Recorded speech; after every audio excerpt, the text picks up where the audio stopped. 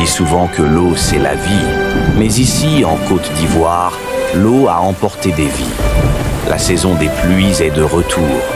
Et j'ai l'impression que rien n'a changé en 30 ans. Chaque année, aux premières pluies, la même histoire recommence.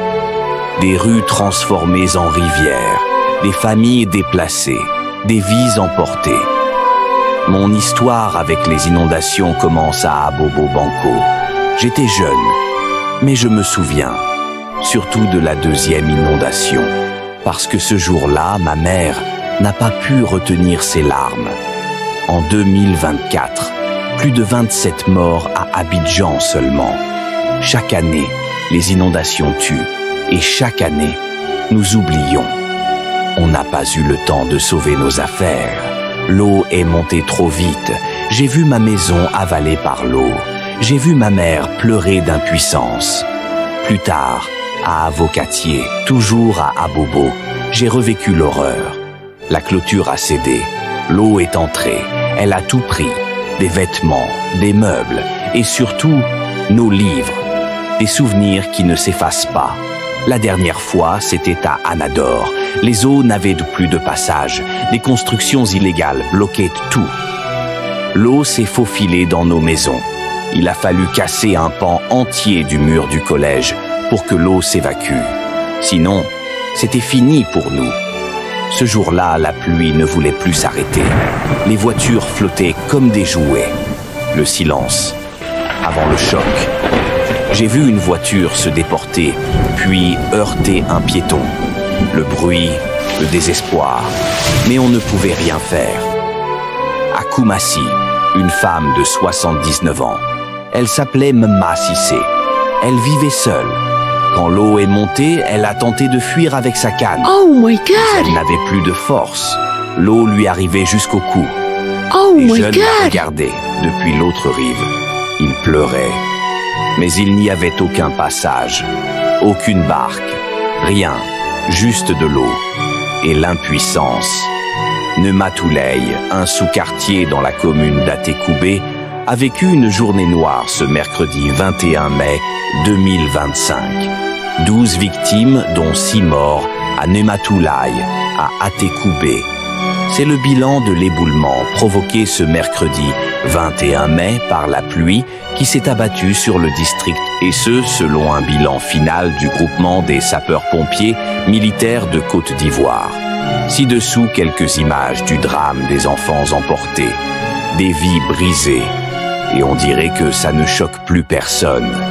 Est-ce que nos morts ne comptent pas? Est-ce que nos vies valent si peu? Ce n'est pas un film, c'est la réalité. Chaque saison de pluie, c'est le même cauchemar. Et chaque année, on se demande pourquoi rien ne change. J'ai subi 4 inondations dans ma vie. 4. Mais j'ai l'impression que ça n'a rien changé. On continue de construire n'importe où, de jeter les déchets dans les caniveaux. Les sachets plastiques bouchent tout. Regardez, même lui, un homme habitué à la vie ici, n'en peut plus. L'odeur, l'image. Et pourtant, c'est notre quotidien. Comment ne pas tomber malade dans un tel environnement? Oui, la population a sa part. On construit sans permis. On jette dans les caniveaux. On pense que c'est normal. Mais non, ce n'est pas normal. Nous avons tué nos propres rivières. Mais l'État aussi a sa part.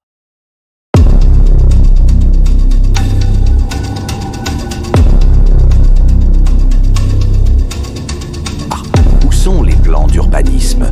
Où sont les canaux d'évacuation? Où est la prévention? Où sont les budgets? Pourquoi faut-il toujours attendre le drame pour réagir?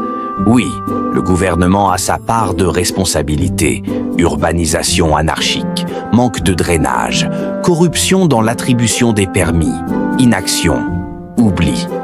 Nous ne pleurons plus seulement des maisons perdues, des écoles dévastées, des voitures endommagées. Nous pleurons nos enfants, nos anciens, nos souvenirs, nos vies. Il est temps de se réveiller, temps d'arrêter de pleurer après la pluie, temps de penser à demain, avant qu'il ne soit trop tard. Ce que nous vivons n'est pas une fatalité. Ne plus construire sur des zones à risque. Ne plus jeter dans les caniveaux. Entretenir des caniveaux. Demander des comptes aux autorités. Éduquer. Prévenir. Planifier. Faire des plans d'évacuation clairs. Mais sans volonté collective, les morts continueront à flotter sur nos silences. On ne peut plus attendre. Il faut agir. Tous ensemble. Parce que l'eau ne tue pas. C'est la vie. Ce qui tue, c'est notre inconscience. Ce message, c'est un cri de douleur, mais aussi un cri d'espoir. Que plus jamais, un enfant ne dorme avec la peur d'être emporté. Que plus jamais, une mère ne pleure face à l'eau qui emporte tout.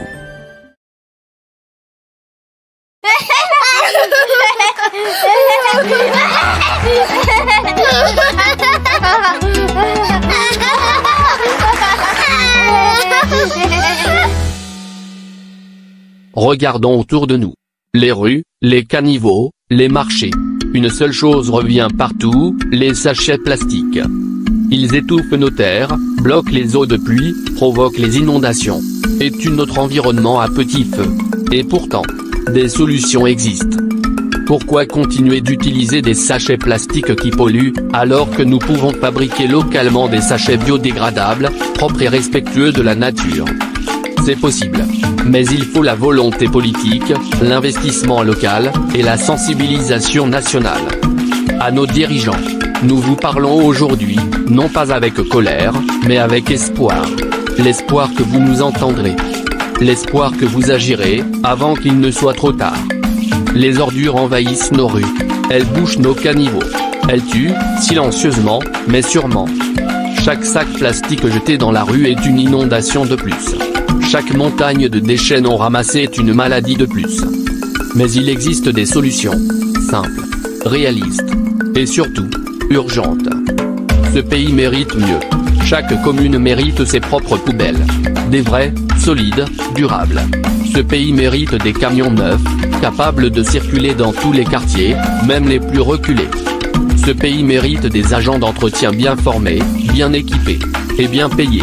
Parce que vider nos poubelles, c'est sauver nos vies. Pourquoi ne pas créer, commune par commune, des centres de tri, des petites entreprises de transformation? Pourquoi ne pas recycler nos plastiques, nos déchets organiques, notre ferraille? Ce qui nous détruit aujourd'hui peut nourrir une économie demain. Le changement est possible. Mais il commence avec une décision, une volonté politique, un engagement clair. Monsieur le ministre, monsieur le maire, à vous maintenant de montrer que gouverner, c'est prévoir. Et que servir, c'est agir. Donnez à ce pays les moyens de respirer. Offrez à chaque citoyen un environnement digne. Parce qu'un pays propre, c'est un pays vivant. Face aux inondations qui frappent nos quartiers, le gouvernement doit lancer un vaste programme de construction de caniveaux et de systèmes de drainage. Objectif, protéger les populations et prévenir les catastrophes futures. Ces travaux doivent être visibles aujourd'hui dans plusieurs communes, afin de donner une réponse concrète aux défis du climat pour le développement durable et vert. Nous demandons au gouvernement de retirer progressivement les sachets plastiques, de soutenir les PME qui fabriquent des sachets bio, et d'encourager les communes à former, sensibiliser et organiser le tri des déchets. Ensemble, on peut transformer nos ordures en richesses. Créons des emplois, des entreprises, des villes propres. Mais pour cela, il faut commencer par un geste simple, dire non aux sachets plastiques. Pour nos enfants, pour notre pays, pour notre avenir. Nous ne voulons pas vivre dans une décharge, nous voulons respirer. Gouvernement, peuple ivoirien, on attend vos actes, pas vos promesses. Si cette vidéo t'a inspiré, n'hésite pas à t'abonner si ce n'est déjà fait. Like.